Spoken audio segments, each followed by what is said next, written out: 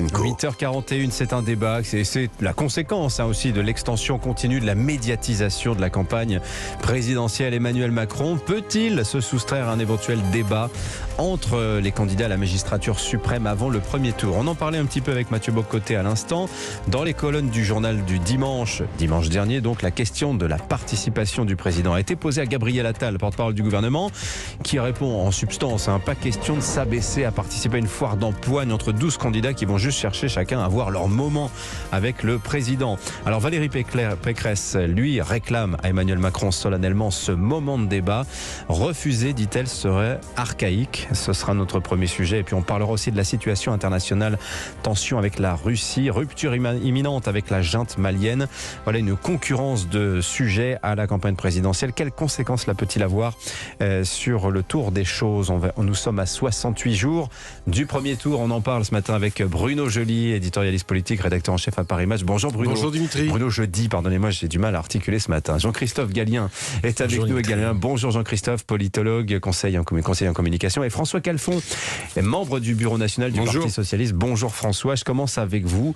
Selon vous, Emmanuel Macron devrait-il s'abaisser à participer à un éventuel grand débat large du premier tour? Est-ce que ça aurait du sens? Il y a deux commentaires. On laissera les journalistes dire à quel point c'est vertueux de rentrer le plus tard possible, ou même les politologues que de le faire. Je comprends.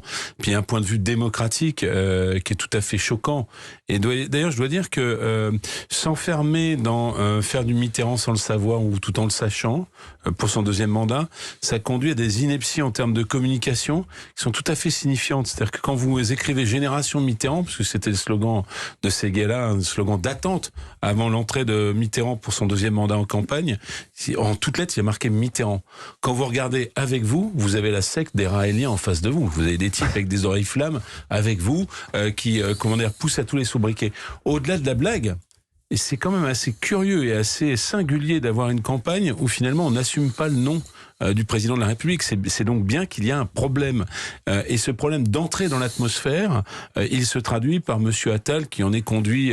alors tout ce qui est excessif et insignifiant. C'est une ficelle de marketing assez classique. Regardez le dernier spectacle de Gad Elmaleh, vous avez écrit Gad. Voilà, et à vous de comprendre. Gad, c'est son prénom, quoi. Oui. Alors qu'avec vous, c'est ni son prénom ni son nom. Aussi, de volaille en Bretagne. Et si vous voulez, c'est un exemple, moi, qui montre bien cette étrange campagne. Prépare-t-elle une étrange défaite? Je ne sais pas, c'est les électeurs qui le diront.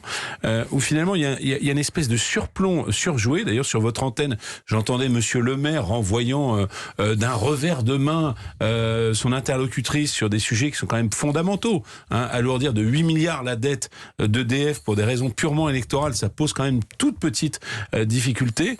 Traiter de mort-vivant, je crois que c'est l'expression de Monsieur Attal, l'ensemble des candidats, alors qu'on a des sujets extrêmement dense dont on va parler ce matin. Voilà, je sens quand même une pointe de suffisance parce que je suis enjoué ce matin que je n'ai pas envie de tirer au bazooka. Vous avez l'air, en tout cas, ça sent François Calfon, le fait d'être enjoué. Bon, Bruno, je rappelle quand même que on parle de ces débats de premier tour comme si c'était une tradition républicaine solidement établie depuis 50 générations. Non, il y a eu une seule fois un débat de premier tour entre tous les candidats, c'était 2017. Absolument, juste rappel Dimitri, puisque... Mais il n'y avait pas de président sortant, candidat à sa réélection. Absolument, mais de toute façon, c'est vrai que le débat existe dans l'entre-deux tours. Celui-ci, il est rituel, il est télévisé, et hormis la première présidentielle et l'épisode de 2002 où Jacques Chirac avait refusé, à tort, à mon avis, le débat face à Jean-Marie Le Pen, il y a toujours eu ce débat. Mais au premier tour, vous avez raison, il n'y en a jamais eu, sauf la dernière fois où nous avons eu ce premier débat, et encore une seule fois, puisqu'il y a eu une deuxième tentative qui a échoué, puisque France 2 n'a pas eu tous les candidats finalement, et il y avait eu le débat sur les chaînes info avec les 11 candidats de l'édition précédente. Mais ça aurait du sens, vous pensez? Parce que tout à l'heure, Mathieu Bock-Côté disait ce qui serait plus intéressant, ce sont en fait finalement des débats un peu thématiques, par exemple les 3 candidats de la droite, qui ont sans doute des choses à se dire, les candidats de la gauche, non? Non. il faut faire un débat. Vous voulez un machin avec 15 personnes qui parlent 5 minutes chacun leur tour.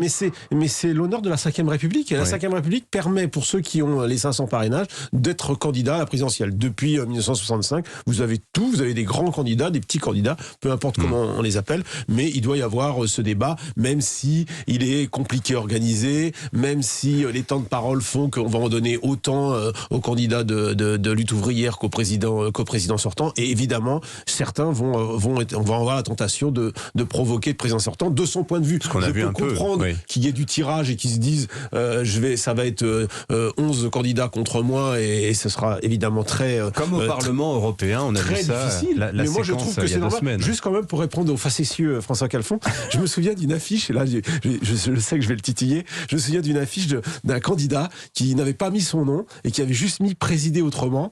C'est Lionel Jospin, c'était dans 2002 et ça n'a lui pas porté chance. Oh là là, oui. En fait, ça va dans mon sens, pardon de le dire. Absolument. Et je vous rappelle quand même. Et vous savez même, pour nos auditeurs, puisque je suis facétieux ce matin, j'avais même chez moi affiché, puisqu'elle était déjà préparée, l'affiche de second tour de Lionel Jospin qui est devenu collector. Ah bah oui, c'est ça. Jean-Christophe Gallien, alors débattre ou pas pour Emmanuel Macron, et puis surtout quel format de débat de premier tour, parce que je suis un peu sceptique, moi. Je comprends ce que dit Bruno de la nécessité d'un débat général, mais enfin, c'est assez inaudible et souvent décevant, ce type d'exercice. Qu'en pensez-vous ? Moi, je pense qu'il y a besoin de sortir de l'anesthésie de cette campagne. Non pas que les candidats ne travaillent pas, on le disait tout à l'heure, c'est-à-dire qu'il y a une vraie campagne partout. Et le président de la République, il fait campagne depuis, comme tout sortant, le lendemain de sa première élection. Donc il est en campagne, il est totalement en campagne. Cette campagne qui ne dit pas son mot et qui ne dit pas son nom, pour autant porte sa candidature. Et de l'autre côté, on a des gens qui sont en difficulté, qui sont en grande difficulté pour faire passer leur message. Donc il y a effectivement la tentation pour l'équipe du président de la République de dire mais on va refuser l'obstacle jusqu'au débat. C'est-à-dire qu'en réalité, puis on peut dire ce que dit Bruno Jeudi, c'est-à-dire, il n'y a pas eu de précédent, quel est l'intérêt ? Cette fois-ci, on est sortant, pourquoi irions-nous nous remettre dans le sol électoral partagé, commun, alors que nous, finalement, on est déjà un candidat presque deuxième tour. Bon, ça a une limite, c'est une limite parce que les temps ont changé.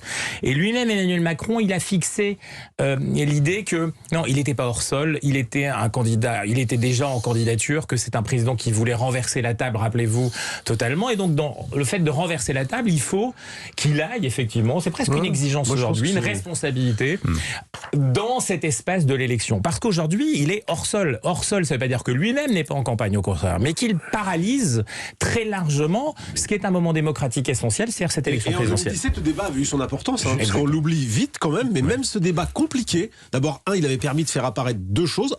Il y avait eu deux gagnants incontestables, Emmanuel Macron et Jean-Luc Mélenchon, et c'est à ce moment-là, et on l'avait mesuré nous dans le rolling Paris Match IFOP, que Benoît Hamon décroche, que les courbes se croisent définitivement entre Mélenchon et Hamon, et à gauche ça avait quand même eu une incidence, il y en avait un qui était apparu nettement meilleur que l'autre. Alors vous avez parlé d'intérêt, Jean-Christophe Gallien, je saisis la balle au bon. Alors je vais parler un peu comme un boursier, mais vous allez voir, c'est intéressant, il y a cette enquête BVA pour Orange qui nous apprend 2-3 petites choses. D'abord que 73% des personnes interrogées déclarent s'intéresser au scrutin. 3 Français sur 4, 3 électeurs sur 4, c'est quand même moins 3 points par rapport à décembre. On voit aussi une intention d'aller voter qui décroît un peu. On est à 71%, moins 3 points. Et alors, très intéressant, un indice de volatilité. Ça veut dire la possibilité de changer d'avis au dernier moment, 43%. Et là, il y a la possibilité d'un scénario un peu à l'allemande, comme aux législatives en Allemagne, où vous rappelez François Calfon, les courbes ne cessaient de se croiser tout au long de l'année. Un coup, les conservateurs étaient devant, puis c'était les Verts, puis finalement les socialistes. Est-ce que vous croyez qu'on peut avoir une campagne de ce genre avec un scénario inattendu ? Ce qui se passe, ça fait le lien avec les observations précédentes sur Emmanuel Macron. Si on rentre dans le pourquoi de sa décision, c'est pas qu'il va pas s'embêter et qu'il est en majesté, c'est qu'il sait que son socle, qui est entre 23 et 25, dès qu'il descend dans l'arène, il devient extrêmement friable. Et c'est pas pareil d'avoir une inversion des courbes avec l'un des impétrants qui serait au même niveau que lui. Du coup, le bénéfice de majesté de la Ve République, il le perd. Et dès lors qu'il perdrait ce bénéfice de majesté, alors il peut enclencher un référendum anti-Macron. On voit bien qu'il y a une forme de cristallisation sur sa personne. Donc ça, c'est le point. Mais est-ce qu'il n'est pas immunisé pour ça, parce qu'on voit aussi le bloc. On voit bien qu'il y a à la fois ce que je disais, et je ne vais pas me répéter, une espèce de suffisance d'un côté qui cache en réalité une grande inquiétude sur cette élection scrutin présidentiel imprévisible. Ah oui, vous croyez? Oui, me semble-t-il. Moi, ma théorie, c'est... Jean-Christophe, je voudrais vous faire réagir à ça. Je termine juste d'une phrase, parce que c'est important, c'est métapolitique. Les enquêtes, peut-être les conversations des Français de Paris Match et de l'IFOP, que je suis depuis très longtemps, je les ai pas regardées, mais le point, c'est que c'est pas une manière que certains candidats ont de dire, parce qu'ils sont loin, les Français sont pas dans la campagne. Moi, quand j'entends la conversation des Français, dans les cafés, auprès des distributeurs, ils sont encore dans le Covid. Ils sont, comment dire, un petit peu sidérés par cette période dont ils ont du mal. Alors, c'est pas le vaccin, hein. Ils ont du mal à s'en remettre. Là, ils sont comme sonnés. Voilà, c'est l'impression que ça me donne. L'enquête qu'on va publier cet après-midi, mensuelle, sur le tableau de bord exécutif IFOP Paris Match, 52% des Français évoquent la campagne présidentielle, s'intéressent à la campagne présidentielle. C'est faible. Il y a 5 ans, en 2017, à pareille époque, c'était 78%, 26 points d'intérêt en moins. Mais voilà, ce que je ressens. Voilà, donc la campagne présidentielle, c'est pour ça que la nécessité, ce débat, il est nécessaire rien que pour définitivement faire rentrer la campagne dans la conversation des Français. Alors Jean-Christophe, moi j'ai une conviction, c'est que je crois qu'Emmanuel Macron, sa tactique, c'est une élection présidentielle, ça se gagne avec 25% d'électeurs aujourd'hui. Il n'y a plus nécessité de faire 50%. En fait. Il n'a pas trop le choix non plus, parce que de toute manière, il n'a jamais pu dépasser, il n'a jamais aller au-delà. Donc lui, s'il veut s'auto-convaincre de la réalité, c'est ça. Il est immunisé, vous le disiez tout à l'heure, par cette pandémie. Il est immunisé par les mesures qui ont été prises par son gouvernement. Monsieur le maire les égrenait tout à l'heure. Il n'y a pas d'autre État européen qui a aujourd'hui, lui-même est intervenu avec de l'argent public pour compenser les difficultés. Et je crois qu'aujourd'hui, ça lui garantit, pour l'instant, dans un contexte, encore une fois, où il s'est sorti du sol électoral. Il n'y est pas allé. Il ne va pas se confronter. 460 milliards. Exactement. Mais ça, c'est beaucoup. C'est-à-dire que quand on compare par rapport aux autres, si vous voulez, vos amis espagnols... au Portugal ou d'autres amis on viennent de gagner, si vous voulez, il n'y a pas eu ça. En Allemagne, pas tout à fait non plus. Donc on est dans un contexte qui, en plus, à la différence des scrutins allemands et des autres, est totalement polarisé par les personnalités. Notre mode de scrutin est assez unique et donc il a la possibilité effectivement de maintenir ce socle, mais s'il descend dans l'arène, effectivement, c'est quelque chose qui est beaucoup plus fragile qu'il n'apparaît. J'aurais qu'on prenne 3 minutes pour parler des crises différentes qui s'accumulent pour la France. Donc la crise ukrainienne, il n'y a pas que la France évidemment qui est engagée, mais la junte malienne qui expulse l'ambassadeur français. Quelles conséquences cela peut-il avoir, selon vous, sur le déroulement de la campagne? François Calfon, rapidement les trois, s'il vous plaît, qu'on ait le temps de donner la parole à chacun. Je n'en sais rien, parce que les sujets de politique étrangère, sauf quand il y a des morts au Mali, impactent peu finalement l'opinion française. Un retrait de Barkhane, quand même, symboliquement, ce serait... Oui, mais par ailleurs, je pense qu'il faut l'appeler de ses voeux. C'est-à-dire qu'on en est là parce que on a prorogé la décision qui était inéluctable de rendre finalement plus d'autonomie aux Africains pour gérer leur propre politique. C'est ça qui s'est passé.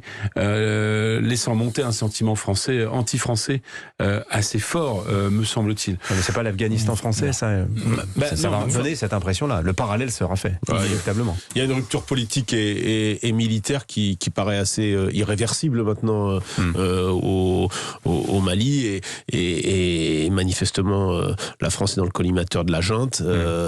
La junte s'en remet maintenant à des services extérieurs. Wagner, ces mercenaires russes pour ne pas les nommer. Donc oui, on est en grande difficulté. Le retrait précipité de la France, qui paraît aujourd'hui encore impossible, serait évidemment une affaire qui impacterait la présidentielle. Jean-Christophe Gallien, vous faites du conseil en Afrique. Est-ce qu'il y a une instrumentalisation de la campagne française, que ce soit de la part du Mali, du Burkina Faso?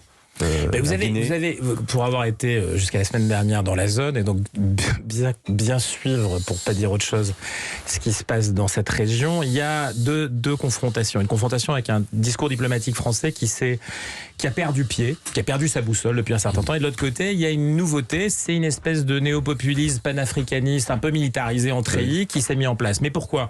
Parce qu'on n'a pas laissé la place à la diplomatie du réel, à la diplomatie d'équilibre.